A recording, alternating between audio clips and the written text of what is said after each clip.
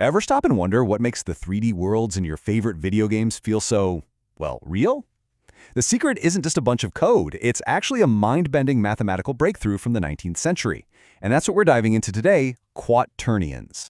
So, really think about it. How does your favorite video game character spin and jump and roll through this incredibly complex 3D world without ever getting stuck in some weird, jerky position?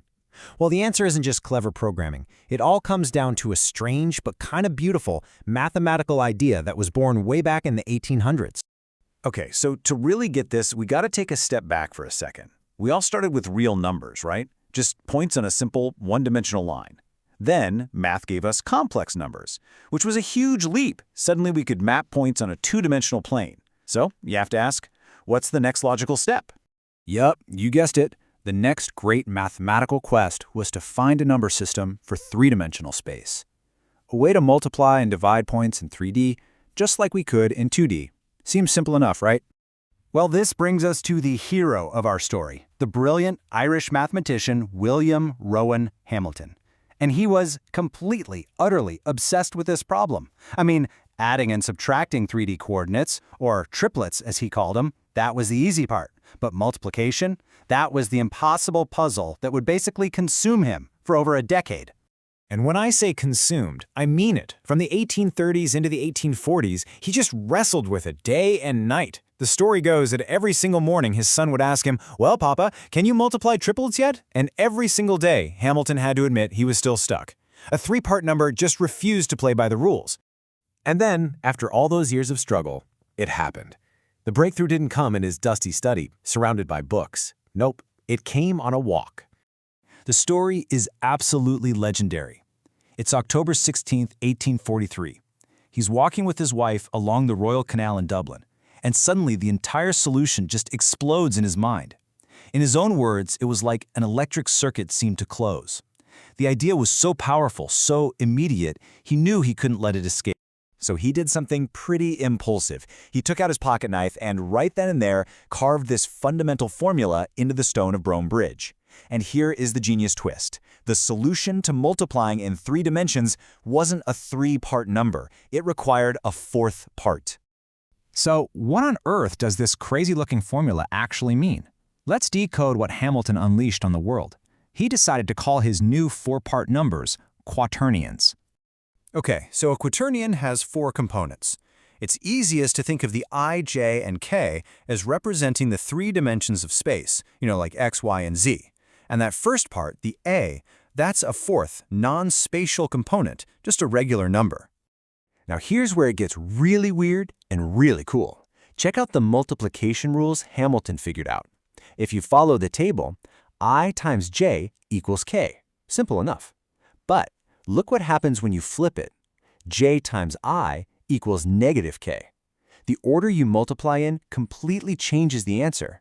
This breaks a fundamental rule of multiplication we all learn in grade school. And that's the magic right there. This strange property, it's called non-commutativity. It wasn't a flaw in his system. It turns out it is the exact mathematical behavior you need to perfectly describe rotation in 3D space. Think about it with a book. Rotating at 90 degrees forward, then 90 degrees to the side ends up in a totally different position than if you do it the other way around. Quaternions capture that reality. Now, Hamilton thought quaternions were going to revolutionize physics. And for a little while, they were the hottest thing in math. But they pretty quickly ran into some serious trouble in a conflict that came to be known as the Vector Wars. See, by the late 1800s, other mathematicians developed a much simpler system called vector analysis. It basically just chopped off that weird 4th dimension of quaternions and focused only on 3D space, which was just way easier for most physicists to wrap their heads around. So, for almost 100 years, quaternions were pretty much pushed aside, seen as this weird historical curiosity. But then came the computer age, and with it came this whole new generation of problems in computer graphics and aerospace engineering, problems that, as it turns out, were a perfect match for Hamilton's long-forgotten invention. The big bad villain of this new era was this incredibly frustrating problem called gimbal lock. Imagine you're trying to aim something using 3 separate rings, or gimbals. If 2 of those rings happen to line up perfectly, you suddenly lose the ability to move in one direction. You were literally locked. For an animator or for a spacecraft trying to navigate, this is an absolute disaster. And this is where Hamilton's idea makes its triumphant return. Because quaternions, with their strange fourth dimension, describe orientation in a way that is mathematically immune to gimbal lock. It just doesn't happen. On top of that, they're more compact and way faster for computers to calculate. They were the perfect, elegant solution, just sitting there, waiting to be rediscovered. And this led to their incredible modern revival. I mean, today, quaternions are absolutely essential. They are the engine running inside pretty much every 3D graphics system, powering your video games and Hollywood blockbusters. They guide spacecraft, they control drones, they're even used in advanced robotics and molecular simulations. They're everywhere. And the most amazing part of this whole story? All of this cutting-edge 21st century technology is running on a mathematical framework discovered all the way back in 1843 and first carved into the stone of a bridge with a pocket knife. So, what's the big takeaway here? You have William Rowan Hamilton, who was stuck on a three-dimensional problem, and he struggled for years and years trying to make it work inside those three dimensions. And the solution only appeared when he dared to look in a fourth dimension.